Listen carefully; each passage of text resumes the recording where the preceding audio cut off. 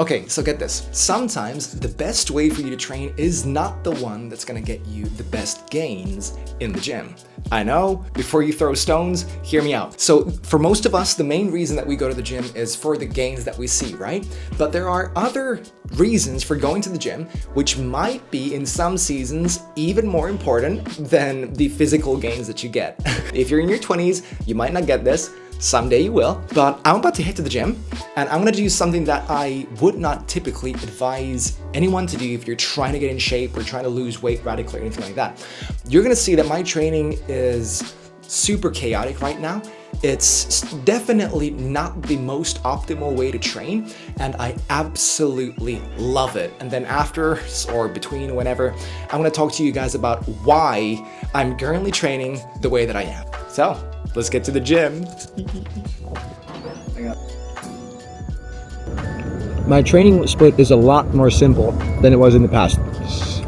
All throughout this winter, I've had a much more elaborate training split where I've been focused on power and speed and mobility and endurance and all kinds of stuff. But right now, I'm running up 3 different workouts that I'm cycling through.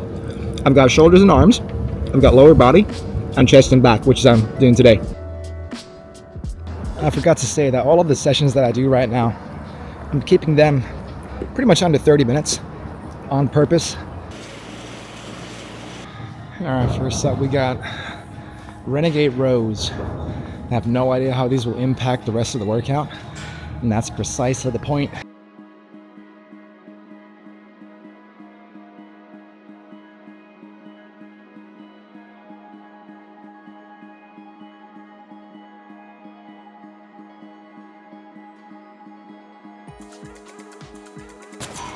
That's definitely a lot harder than it looks.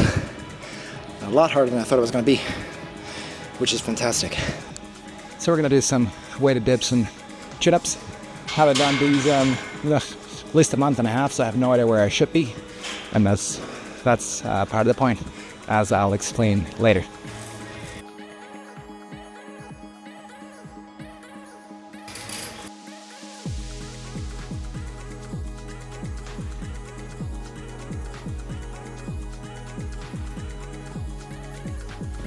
Got a sick pump instantly. I'm less than 20 minutes into my workout.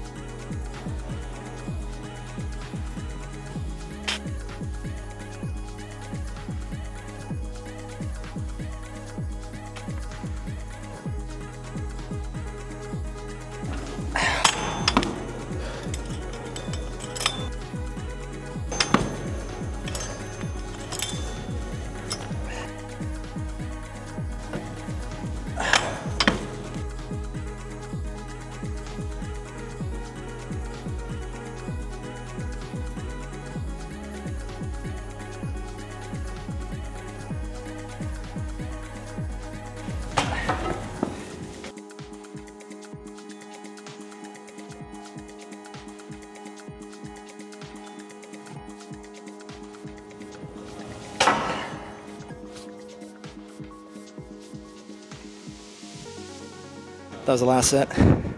Yep, 30 minutes, exactly. Beginning to end since I got on that assault bike. So as you saw, we went back to back to back to back. My heart rate is a 154 at the moment.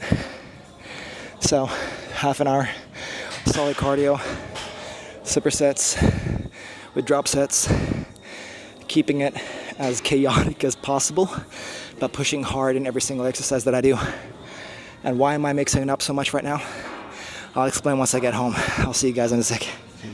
Okay, so one of the key differentiators between people who see serious results in their health, fitness, and those who do not is tracking. With diet, that would mean tracking your macros, and with the gym, it would mean tracking your weights. The reason that's important is that tracking your weights makes it possible to do something called progressive overload, which means that you have a certain goal to hit, for example, 5 reps of 5 sets at a certain weight on the bench press, let's say. And once you reach 5 sets of 5 at, let's say it's 100, the next week you're going to put 105 on the bar. And you're essentially going to stay there until you get 5 times 5 at 105, at which point you would go up to 110. Now, progressive overload and similar ways of tracking, whether that's in running or in your diet, are extremely effective. But right now, the reason I am training the way that I am and completely mixing up the order of exercises, mixing up the exercises that I do in general and the pairings of them, is specifically so that I am not able to track my progress. And that might sound completely irrational for you, but I'll explain once I get inside. Beautiful day out here, by the way. Never enough pancakes. Never. So, as you saw, my training was relatively chaotic, right? So why am I doing that? I already have so much stress going on in my life and places where I'm measuring myself that right now I don't need the gym to serve as another stress factor. I've trained so many years in the past in such a way that I go to the gym and I have a number that I need to hit. And me hitting that number, the fact is, I could get that, but it wouldn't make my life any better. And for me personally, I want it to also be something that's gonna be enjoyable for me. You know, I wanna be able to come home from the gym more energized, just pumped up for the day, not feeling like it was another chore, because it's simply not realistic to expect yourself to be pushing at 110% in every area of your life all the time. Right now, I'm pushing so hard with that business. I'm pushing hard with pastoring the church at a new level. I'm pushing hard with being a very intentional father.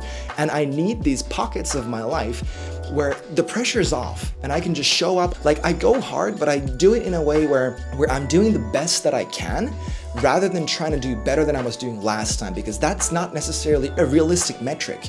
You know, if the kids aren't sleeping well, or if I feel a little bit sick, or if there's more stress at work and whatever else, there's too many things for me to take into account in my life for me to just brutally measure myself against my previous week or the week before that. But you know, maybe that's not you. Maybe you're in the situation where you're really focusing on your health and this is the area where you want to improve and you want to get better. Yes, absolutely. Track your progress, track your workouts, track your macros, do all the stuff. But if you're in a season where you're pushing hard in other areas and there's not a lot of pressure that you need to change things with your physique or your strength levels or whatever it is, then maybe you should consider just changing it up for a season. Anyway, I hope this blesses you guys. I hope that you find the way to train as a disciple or whatever you are that really informs the rest of your life, that you enjoy, and that's just good for you, man. And if you disagree, then God bless you. Have a great training week. But I'm off to enjoy the rest of my training this week. All right, bye guys.